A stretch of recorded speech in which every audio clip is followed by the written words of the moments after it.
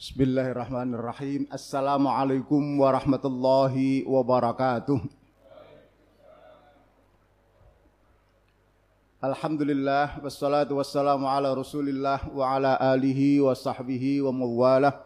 Allahumma salli ala nabiyyina Muhammad wa ala alihi wa sahbihi wa sallim ajma'in. Bapak Ibu jamaah subuh rahimakumullah. Alhamdulillah, segala puji bagi Allah yang telah memilih kita hamba-hamba terbaik, ya, terpilih untuk setia menghadiri jamaah subuh, kajian subuh. Saya kira ini luar biasa karena di belahan bumi sana banyak orang-orang yang diuji dengan sakit, ya, sehat tapi juga aras-arasan, ya, sehat juga males, ya. Alhamdulillah kita mendapatkan ini. Mudah-mudahan langkah kita, kesungguhan kita mendapat barakah dari Allah Subhanahu wa taala. Amin ya rabbal alamin. Bapak Ibu yang kami hormati, kajian subuh ini saya ingin menyampaikan kajian atau pencerahan tentang lost generation, ya, generasi yang hilang. Di diskusi media sosial beredar bahwa selevel Pak Menteri Pendidikan maupun bahkan Menko mengkhawatirkan akan terjadinya lost generation, generasi yang hilang di masa tahun 2021 ini sebagai akibat pembelajaran jarak jauh karena pandemi COVID-19 ini, ya. Istilah lost generation itu muncul ketika pasca Perang Dunia I, ya. Perang yang berkepanjangan, orang nggak bisa sekolah, nggak bisa membentuk diri, kemudian tidak proses belajar mengajar tidak berlangsung dengan baik, maka generasi itu kehilangan arah, kebingungan, disorientasi, ya. Makanya pasca Perang Dunia I disebut dengan generasi yang lost generation. Nah, kekhawatiran ini bukan tanpa alasan, karena sudah 1 tahun belajar jarak jauh ini tidak efektif. Artinya sekolah-sekolah yang efektif pasti sekolah-sekolah di perkotaan. Tapi berapa persen, ya? Itu pun gadgetnya ada, kemudian pulsanya dibantu, tetapi ya guru, orang tua tidak cukup mampu menghandle pembelajaran jarak jauh ini. Apalagi di desa. Ada bantuan pulsa, tetapi nggak ono smartphone-nya. Gimana pakainya gitu? Ada smartphone, ada pulsanya, tetapi orang tuanya bingung, ya, bagaimana mendampinginya. Sehingga banyak orang yang kemudian bingung. Tak heran kalau kemudian Pak Menteri, ya, even Mas Menteri, ya, juga Pak Menko Muhadjir Effendi mengkhawatirkan sekali lagi terjadinya lost generation akibat pembelajaran jarak jauh yang terlalu lama, setahun, ya. Dan ini belum akan berakhir dengan tegas sampai kapan. Gitu. Maka kemudian dikhawatirkan terjadinya lost generation. Nah, yang ingin saya sampaikan bukan mengomentari lost generation-nya, tetapi bagaimana mampukah melahirkan pemimpin dari rumah, ya, untuk antitesa menghadapi ancaman terjadinya lost generation ini, ya. Ini materi podcast yang pernah saya sampaikan dengan tokoh-tokoh dan para wali murid Masjid SMA Al-Hikmah. Saya kira cukup menarik karena menurut saya lumayan dengan model pertanyaan jawab yang cukup sistematis. Oke. Lahirnya pemimpin dari rumah untuk mencegah, ya, terjadinya lost generation. Tentang kepemimpinan, ya, banyak pertanyaan. Seberapa penting untuk membangkitkan generasi masa depan, ya, melalui kepemimpinan? Saya bilang sangat penting. Kenapa? Karena berulang dari mimbar ini saya sampaikan, Pareto kepemimpinan menyatakan nasib suatu negara, ya, 80% ditentukan oleh siapa pemimpinnya. Kalau kemudian para pemimpin terjadi lost generation, kira-kira pada 15-20 tahun yang akan datang, Anda bisa bayangkan bagaimana negara ini dipimpin oleh kader yang kebingungan, ya, yang disorientasi, yang tidak matang, kira-kira begitu. Tidak hanya negara, nasib sebuah organisasi ditentukan siapa pemimpinnya. Nasib sebuah keluarga ditentukan siapa kepala keluarganya. Itu Pareto kepemimpinan mengatakan demikian. Masih ingat saya memberikan contoh Pulau Kalimantan? Ya. Pulau Kalimantan itu sumber daya alamnya sama, nenek moyangnya, genetiknya, DNA-nya sama. Karena nasib sejarah pulau itu terbelah jadi 3, Indonesia, Malaysia, dan Brunei Darussalam. Pertanyaannya, negara mana yang paling tua merdekanya? Indonesia. Negara mana yang paling luas wilayahnya? Indonesia. Negara mana yang paling sengsara hidupnya? Indonesia. Kok bisa? Mestinya paling tua, paling luas, harusnya paling sejahtera. Kok paling sengsara dibanding dengan Malaysia, dibanding dengan Singapura yang nggak punya apa-apa, apalagi dibanding Brunei Darussalam. Kok bisa? Karena faktor kepemimpinannya. Ya, ingat itu pernah saya sampaikan di forum ini. Keluarga begitu, organisasi begitu. Maka pemimpin ini faktor menjadi penting sekali. Oleh karena itu tidak heran kalau kemudian Al-Quran sangat concern dengan persoalan kepemimpinan ini. Doa yang dibimbing oleh Nabiullah Ibrahim, tentu ini bimbingan dari Allah, gitu. Bapak pemimpin seluruh bangsa, ya. Saya yakin panjang masih berdoa semua. Rabbana hablana min azwajina wa dzurriyyatina qurrata a'yun waj'alna lil muttaqina imama. Ya Allah, anugerahkan kepada kami dalam konteks keluarga dan pasangan. Ya, jadi sebelum anak itu pasangan dulu. Baru kemudian dzurriyah, anak keturunan. Bukan hanya anak tetapi anak, cucu, cicit dan seterusnya. Dan yang kita minta bukan hanya membanggakan pada aspek ya kognisinya, membanggakan karena IP pinternya, membanggakan karena cantik gantengnya, membanggakan karena rentetan pialanya, boten. Tetapi juga yang kedua, waj'alna lil muttaqina imama. Jadikan anak keturunan kami pemimpin berkualitas karena mampu memimpin orang-orang yang bertakwa. Jadi karena disinilah letak peradaban umat ini akan berlangsung.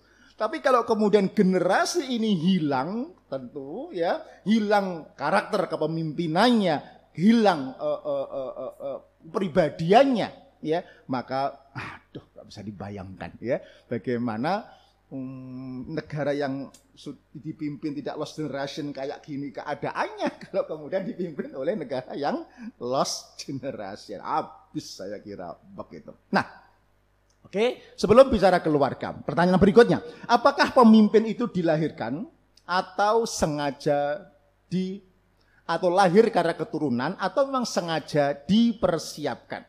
Ya, penulis leadership kelas dunia namanya John C. Maxwell. Pemimpin itu lahir karena 3, ya, 1 keturunan, kedua karena krisis kebetulan, dan ketiga karena dipersiapkan. Oke, yang pertama karena keturunan itu hanya 10%.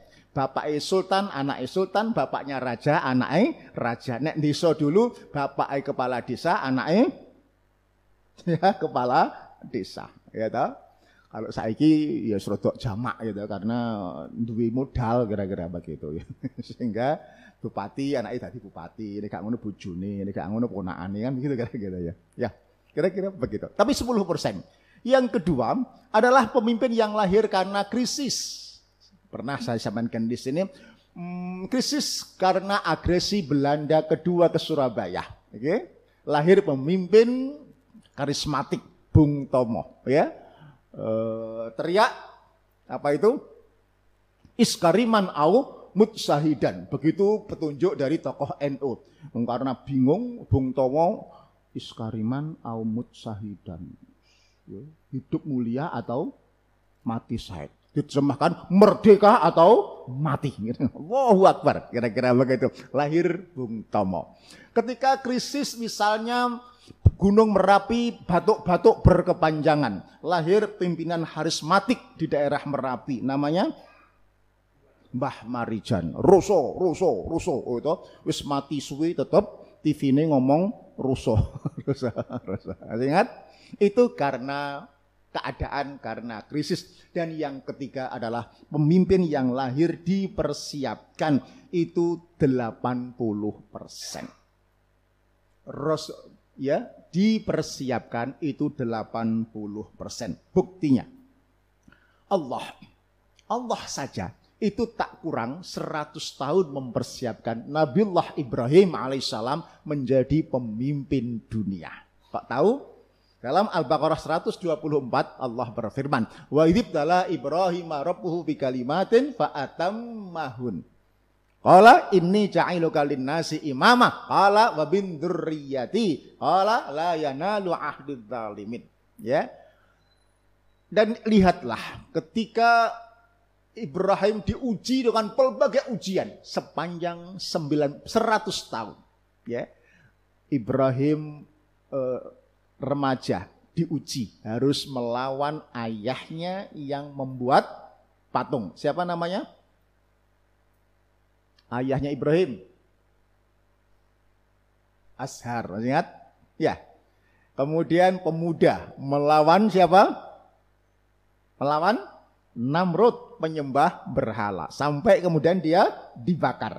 Oke, diuji lagi, dia gak punya keturunan. Sampai usia 90 tahun gak punya anak. Berdoa, akhirnya dapat anak. Setelah itu baru lahir, disuruh meninggalkan di padang Mekah. Ya, udah agak remaja mumayyiz, disuruh menyembelih. Kira-kira Ibrahim saat itu usia 10. Ismail 10 tahun dan Ibrahim 100 tahun. Ketika semuanya lolos, baru dilantik oleh Allah menjadi pemimpin dunia. Ya, ini ja'iluka linnasi imama. Wa Ibrahim, aku lantik engkau menjadi pemimpin dunia. Ya, apa ada ayat? Bukan siap ya Allah, bukan. Qala wa min dzurriyyati, anak cucuku juga ya Allah. Begitu doa yang luar biasa dari bapak bangsa ini. Dan kemudian jawab Allah, qala ya la yanalu ahdidz zalimin. Oke, janjiku tidak berlaku bagi orang-orang yang zalim. Contoh yang kedua, dipersiapkan. Rasulullah mempersiapkan generasi para sahabat yang disebut ahli surga. Itu juga nggak setahun, 2 tahun, puluhan tahun. Rasul mempersiapkan khalifah yang 4. Ya, Abu Bakar, Umar, Utsman, Ali. Itu 23 tahun semenjak awal periode Mekah. Rasulullah mempersiapkan generasi siapa? Gubernur, ya, mulai tokoh-tokoh gubernur. Itu awal periode Madinah tak kurang 13 tahun. Rasul mempersiapkan khalifah, presiden, gubernur, ya, itu 13 sampai 23 tahun. Itu Rasul yang nabi yang maksum. Nah, kita ini bukan Rasul, bukan Nabi, bukan wali. Ya paling banter wali murid lah kira-kira begitu ya. Lah kok santai-santai mempersiapkan generasi pemimpin. Bukan hanya santai, banyak di antara orang tua kita sudah pasrah bengkokan kepada sekolahan. Pokoknya wong tua golek duit bayar SPP. Semua diserahkan kepada sekolah. Ini yang kemudian membuat keadaan menjadi berbeda. Oke, berikutnya Salahuddin Al-Ayyubi dipersiapkan tidak hanya ketika mempunyai anak, tetapi ketika ya mencarikan bapaknya Salahuddin ketika cari istri itu pengen mencari istri yang bisa melahirkan anak penakluk Baitul Maqdis. Angel kan? Angel. Ya, gak ketemu-ketemu. Akibatnya bapaknya Salahuddin itu jadi L5. Liku-liku laki-laki yang gak laku-laku. Pilihannya umangnya ya. Tapi Allah berbicara yang lain. Di belahan bumi yang lain ada anak kiai yang gak kawin-kawin. Putri Dan kemudian ditanya, pengen suami seperti apa? Suami yang bisa menggandeng tanganku ke surga dan melahirkan anak yang berani menaklukkan Baitul Maqdis. Loh, kok iso podo ya? Lahirlah anak yang dinamakan Salahuddin Al-Ayyubi. Oke, Salahuddin kecil sama, cengeng, nangis seperti kita gitu. Ya. Tetapi kemudian perhatikan cara ngudang anaknya. Tahu ngudang ya? Ya, di umur itu. Penakluk Baitul Maqdis nggak boleh nangisan kayak begini. Penakluk Baitul Maqdis kok cengeng kayak begini. Nggak boleh kira-kira begitu ya. Nggak kayak kita nek ngudang anak tang ting tung ting tang ting tung tang ting tung ting tang ting tung. Makanya anaknya jadi golekan kabeh kira-kira begitu. Gitu. Nah, artinya itu dipersiapkan. Demikian juga Muhammad Al-Fatih. Saya kira mulai kakeknya, bapaknya, kecil dicarikan ustadz, dicarikan ahli sejarah, ahli bahasa, diajari perang mulai kecil. Usia 13 tahun diajari praktek memimpin wali kota Marisa, ya. 4 tahun kemudian lolos, usia 18 tahun menjadi sultan. Usia 20-21 tahun memimpin penaklukan Konstantinopel yang paling fenomenal, paling bersejarah itu. Jadi dipersiapkan. Bukan dibiarkan. Lundung semprong, opo jari sekolah ya, opo jari engkok, bukan. Tetapi dipersiapkan. Baik, kita lanjutkan. Kita ketahui, Mendikbud dan para ahli pendidikan ya memprediksi efek dari COVID ini, ya, sekali lagi, pembelajaran jarak jauh akan menyebabkan lost generation. Apakah perlu ada pergeseran paradigma ya masyarakat tentang tanggung jawab pendidikan generasi antara rumah dan sekolah? Saya kira iya. Persoalan pertama adalah saya nggak tahu mulai kapan orang tua belakangan itu pendidikan itu pasrah bongkoan kepada sekolah. Orang tua pokoknya cukup mencarikan SPP. Saya nggak tahu mulai kapan. Tetapi kelihatannya belum lama. Ya, bapak-bapak kita, nggak tahu bapak panjenengan masih ya, itu masih mengajar anaknya sendiri, betul? Minimal saya itu diajak berdiberi tanggung jawab di rumah. Ya, saya SD itu diajak ke sawah. Diajak pisang ya, kalau matun, diajak tandur, diajak ndaut. Iki ngerti to ora tau? Niki wong kutha napa wong desa to niki? Tahu matun? Tahu. Tahu ndaut? Semua tahu ya. Matun, ndaut nggih. Terus apa lagi? Tandur, ngluku, garus saya ikut itu. Minimal ya, saya ngirim sarapan ke bapak yang sudah di sawah, kemudian pulangnya agak siang ngewangi di sawah, itu minimal. Padahal usia masih SD. Tidak hanya itu, saya kelas 6 ingat betul, bapak suka menanam yang aneh-aneh, berambang, lombok gitu ya. Penyakit berambang dan lombok itu ketika kabut turun, walah itu harus disemprot dengan air. Kalau enggak habis nanti bisa mati semuanya. Kelas 16, 56 SD. Jam 6 pagi kalau musim penghujan begini tiba-tiba kabut turun, udah saya nggak boleh enak-enakan, harus manggul tangki, ya. Saya nggak tahu kira-kira 10 liter ya, gitu. Atau 15 liter waktu itu sempat. Ya, mana yang nggak kurang dari kira-kira 5.000 atau setengah hektar lah kira-kira begitu. Itu pekerjaan. Ya, kelas 5-6 SD sudah diberi beban kepemimpinan tanggung jawab semacam itu. Anak sekarang saya kira nggak ada yang mentolo bapaknya menugasi yang semacam itu. Artinya orang tua zaman saya, minimal orang tua saya, itu masih memberikan beban self leadership kepada anak-anaknya. Saya melihat belakangan ini ya, yang banyak orang tua pasrah bongkoan kepada sekolah. Dan ini yang tampaknya harus digeser, bahwa mengembalikan kembali sekolah, ayah bunda sebagai pusat pendidikan, membangun peradaban. Oke, nah apa yang mestinya dilakukan oleh orang tua untuk menghindari terjadinya lost generation tadi?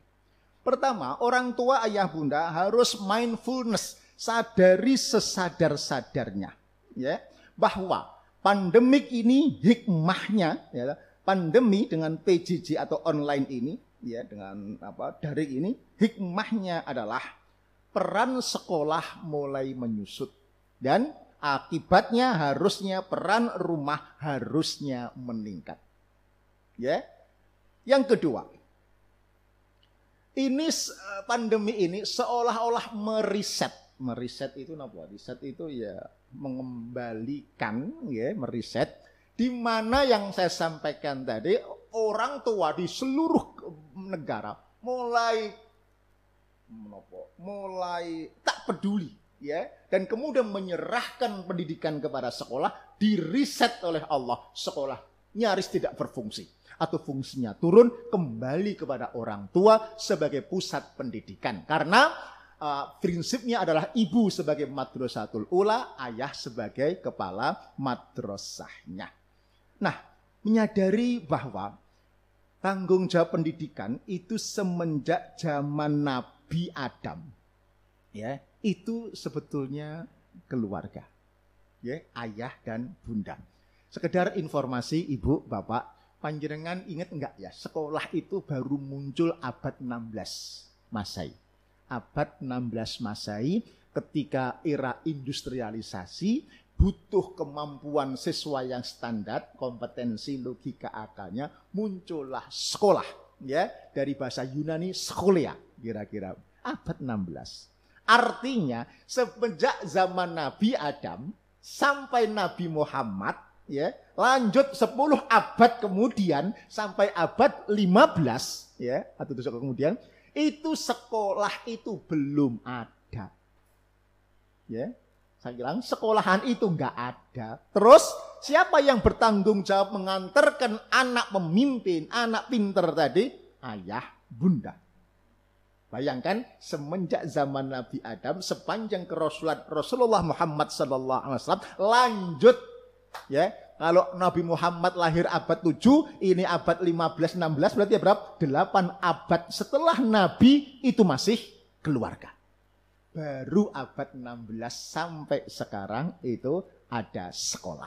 Itu pun nek zaman mbah-mbah kita, keluarga tetap sangat dominan. Baru belakangan ini yang kebablasan. Nah, kebablasan itulah saya kira Allah meriset. Ya. Dizerokan kembali agar orang tua tahu diri bagaimana perannya untuk kembali kepada keluarga. Nah, oleh karena itu orang tua perlu menjadi orang itu perlu sekolah menjadi orang tua.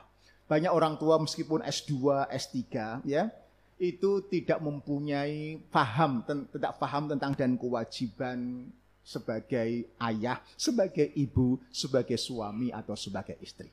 Karena meskipun kuliah sampai S3, nggak pernah ada mata pelajaran hak dan kewajiban suami istri. Nggak ada kan? Nggak ada. Makanya rata-rata kalau orang tua tidak nambah ilmu, cirinya sederhana.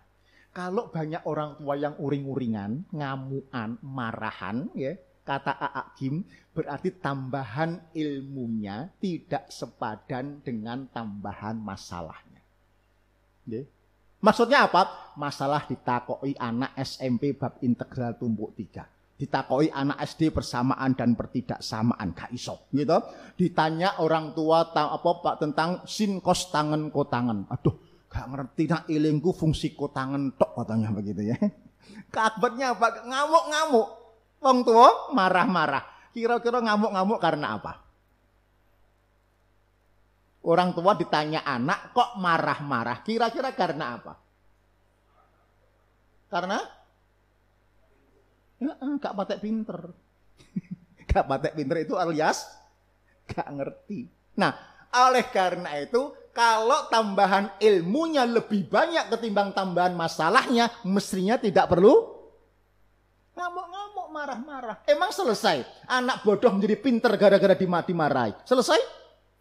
Nggak bisa. Tambah tela-telu begitu, tambah bodoh. Maksudnya tambah pinter tidak harus orang tua belajar matematika lagi. Tidak harus belajar fisika lagi. Cerdas, pinter, bijak itu maksudnya.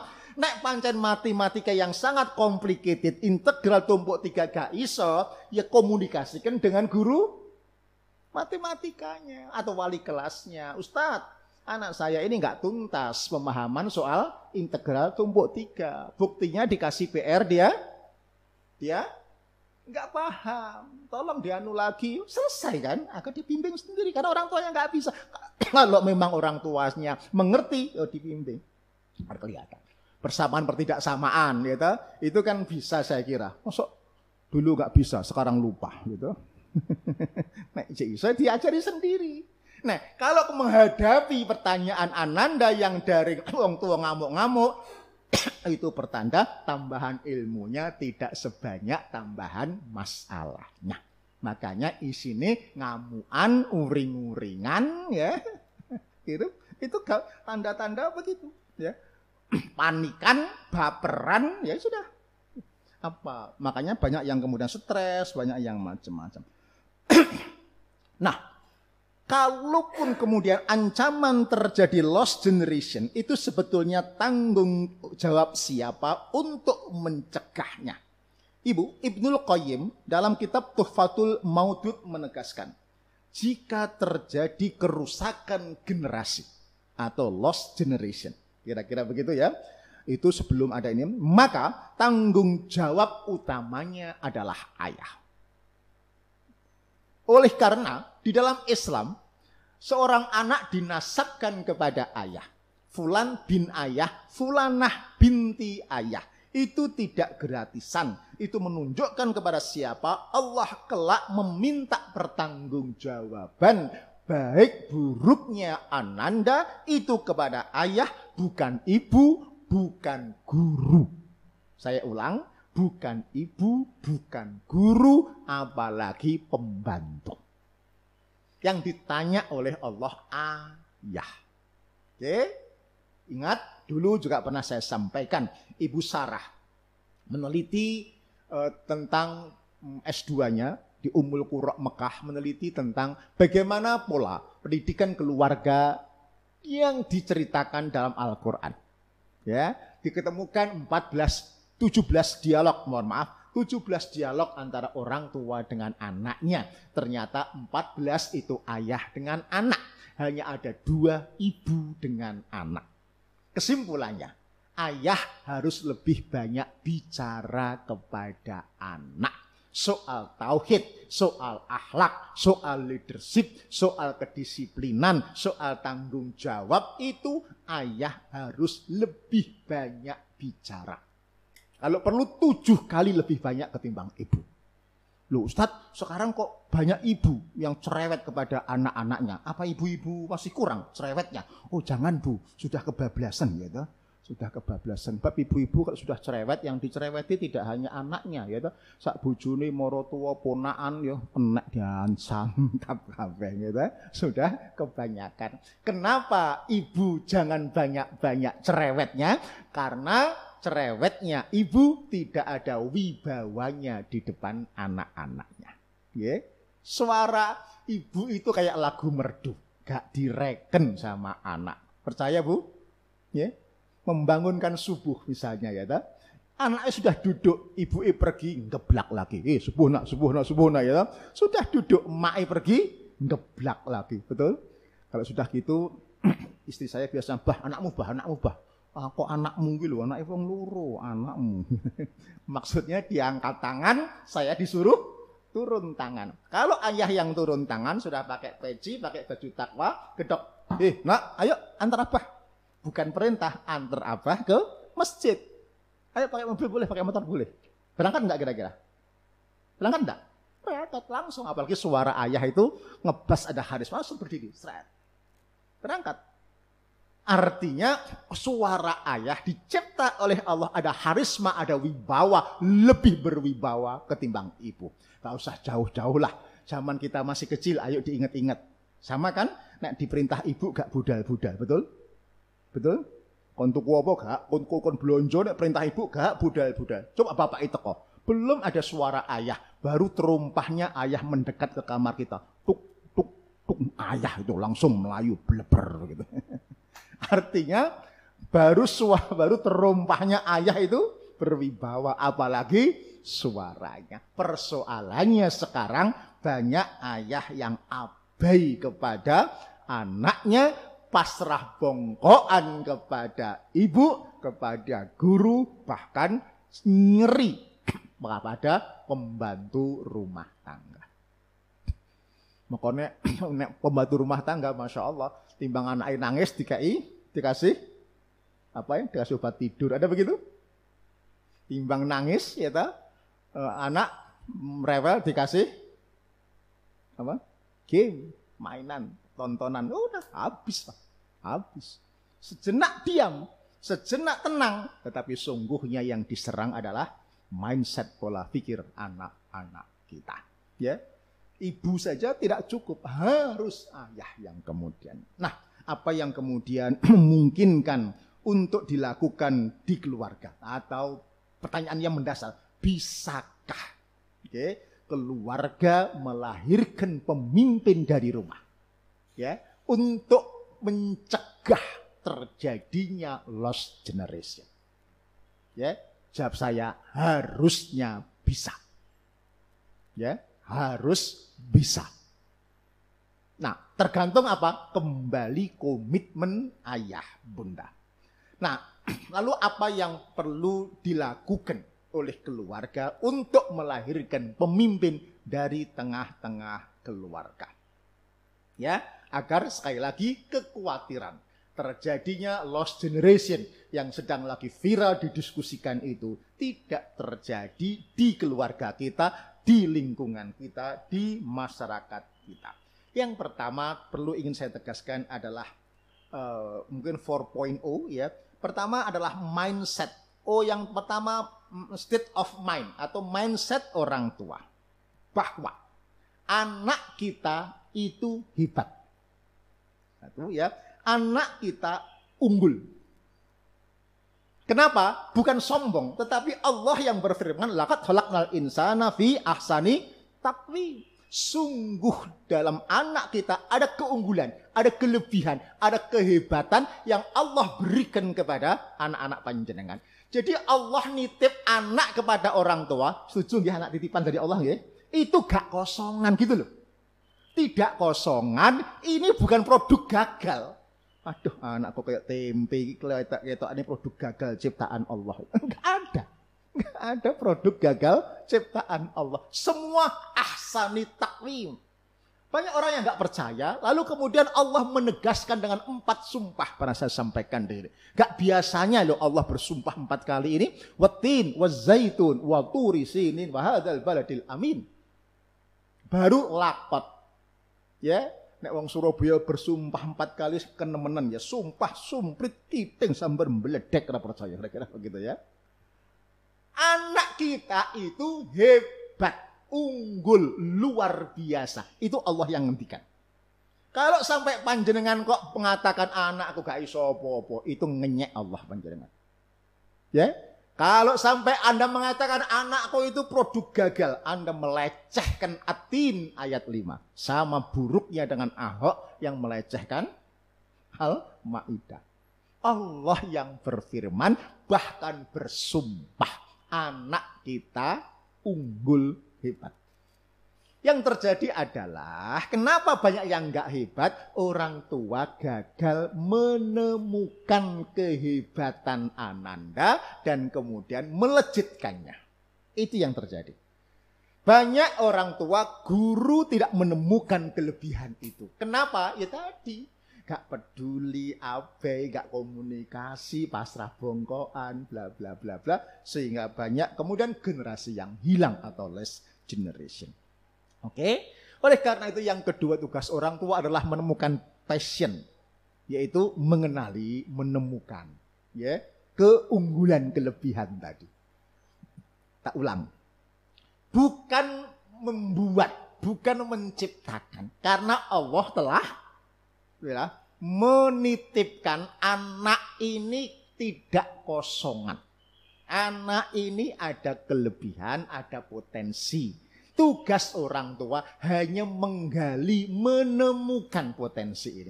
Kenapa harus digali? Karena namanya potensi, masih ingat? Dalam bahasa matematika ada energi potensial, ada energi kinetik. Masih ingat nggih? Potensi itu kekuatan, tapi masih terpendam. terpendamnya itu macam-macam. Ada yang cetek, ada yang dalam banget. Contoh, saya ketika belajar golf dipuji oleh pelatih saya.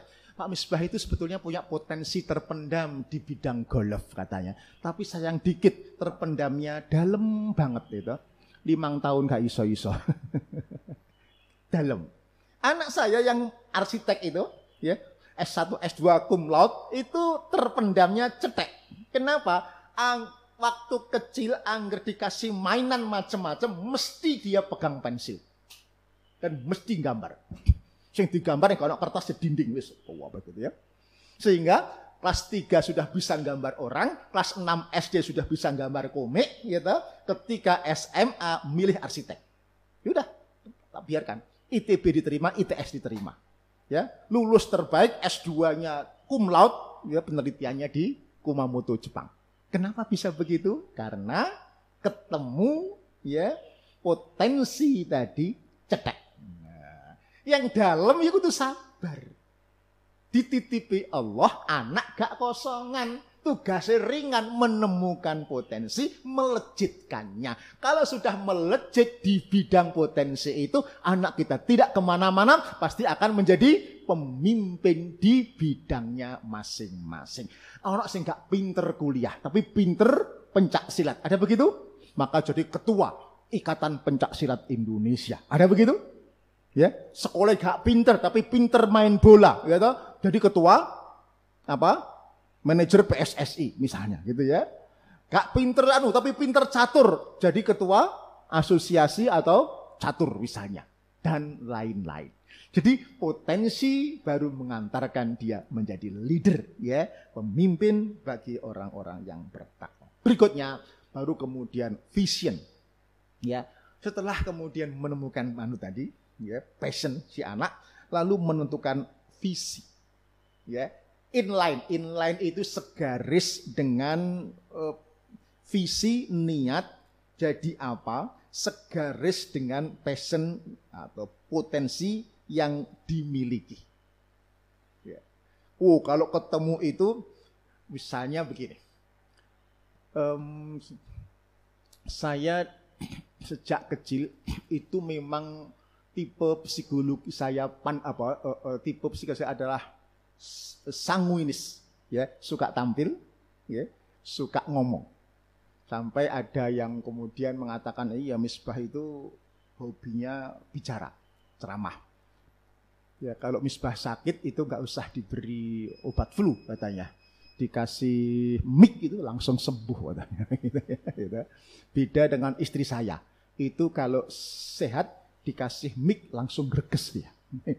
Karena tipenya pragmatis. Setuju. Jadi memang bakat saya, potensi saya adalah tampil di depan di panggung dan kemudian ceramah. Kemudian ayah membuat arahan visi. Kelas 2 SMP. Bayangkan kelas 2 SMP. Ditanya tentang visi. Nak, kamu besok kalau besar pengen jadi apa? Saya diam. Jorok bingung Jian. Lalu diarahkan. Kalau orang pesantren, nak, saya keluarga pesantren, biasanya kalau nggak ngaji nyantri di pesantren yang lain kan gitu ya, atau sekolah di aliyah, kemudian IAIN, pulang SAG, sarjana alam gaib gitu. Jadi guru ngaji, ustadz, guru agama atau KUA naik.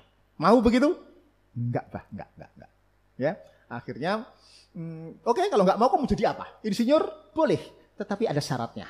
Kalau kamu keluarga pesantren, kamu boleh insinyur, ngajimu nggak boleh kalah dengan lulusan pesantren atau IAIN. Klik, saat itu jadi visi saya, pengen jadi insinyur yang piawai berceramah, dakwah tak kalah dengan lulusan pesantren atau IAIN. Ya, itu wah keren nih. Meskipun kalah ya pokoknya visi yang boleh gitu.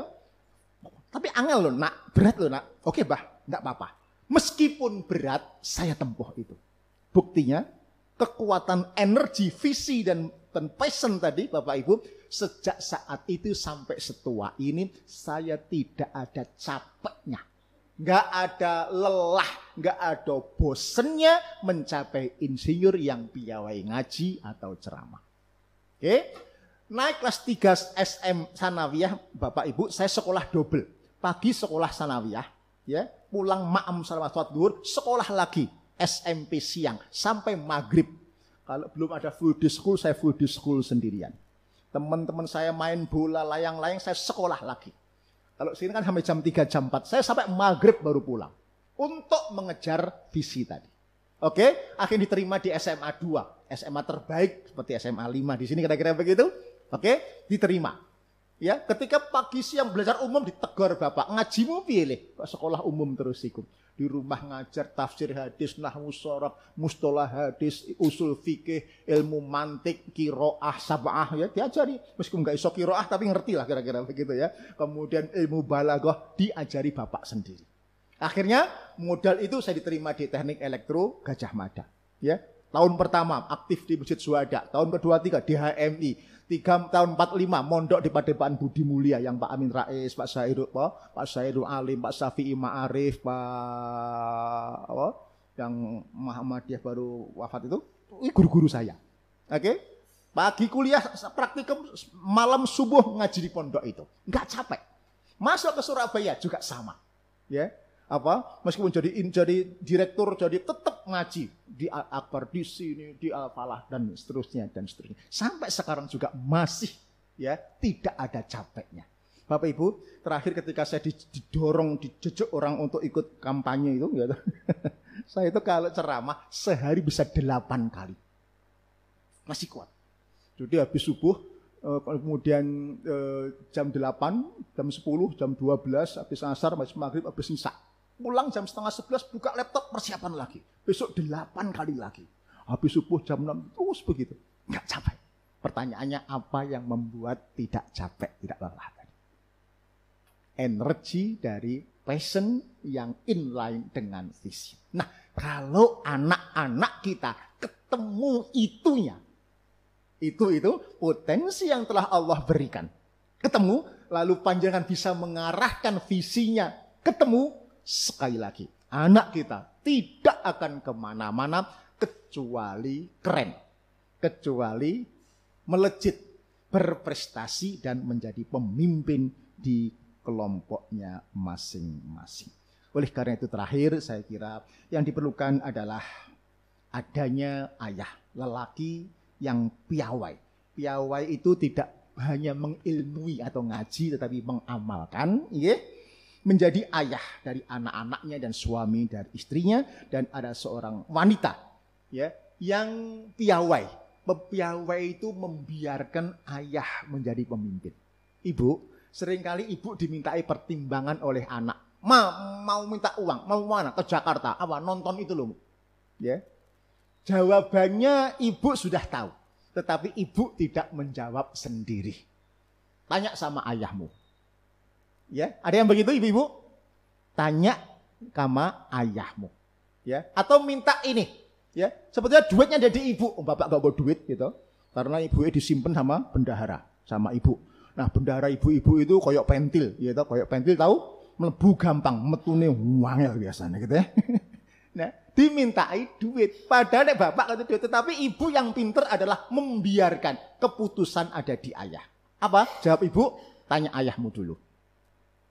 Keluarga, ibu yang membiarkan ayah menjadi pemimpin keluarga semacam itu akan lahir anak-anak yang juga menjadi pemimpin karena dibiasakan oleh bundanya anak-anak menjadi followership yang baik. Sebab sebelum orang menjadi leadership yang baik pasti dia pernah menjadi followership, pernah menjadi anak buah yang baik. Sebaliknya, pemimpin yang tidak pernah menjadi anak buah biasanya nek mimpin ya arogan, sak kepenake udele dhewe. Terjadi cerita terakhir di Bandung. Ini cerita nyata. Ada 2 orang saudara begitu, ya, Chinese, Tionghoa, punya usaha percetakan. Ini real packaging, sukses. Karena sukses anaknya dua-duanya disekolahkan ke Australia, ya. Selesai pulang langsung menggantikan bapaknya jadi direktur di percetakan itu. Karena nggak pernah jadi anak buah langsung menjadi pemimpin. Apa yang terjadi? Kalau marah bukan hanya misuh-misuh, bukan hanya bentak-bentak dengan tangan, tetapi kalau marah itu yang maju bukan hanya tangan telunjuknya, tetapi kakinya. Bisa bayangkan? Ya, marah memaki yang dimajukan adalah kaki. Penghinaan yang luar biasa, padahal karyawan-karyawan ini karyawan-karyawan yang senior, yang mulai kecil mendampingi ayahnya membangun percetakan ini. Bisa dibayangkan bagaimana anak buahnya? Anak buah yang sudah bekerja 25-30 tahun itu menemui saya. Ustaz, ayo nggak percetakan dewi. Loh, saya nggak punya market itu. Market saya carikan. Karyawan saya carikan. Kami siap 50 orang bedol desa. Besok bedol desa. Ya. Semua eksodus. Ya, ikut Pak Uda. Kalau Pak Uda membuat percetakan. Sa-ordernya, sa-orangnya, sistemnya pindah semua. Loh, kenapa sih? Cerita tung. Ya, dipimpin oleh anaknya bos yang baru lulus dari Australia, mungkin sekolahnya pinter, nggak pernah jadi anak buah, nggak jadi pernah followership, tiba-tiba menjadi leadership. Ya kalau Quran, ya kelakuannya nggak ngerti empati. Nah, bisa dibayangkan kalau anak-anak kita seperti itu. Ya, mimpin apapun akan buyar keadaannya. Mudah-mudahan yang sedikit ini bermanfaat adanya. Marilah kita akhiri dengan doa kafaratul majelis. Subhanaka wa bihamdika asyhadu an la ilaha illa anta nastaghfiruka wa na'udzubillaik wal afu minkum. Wassalamualaikum warahmatullahi wabarakatuh.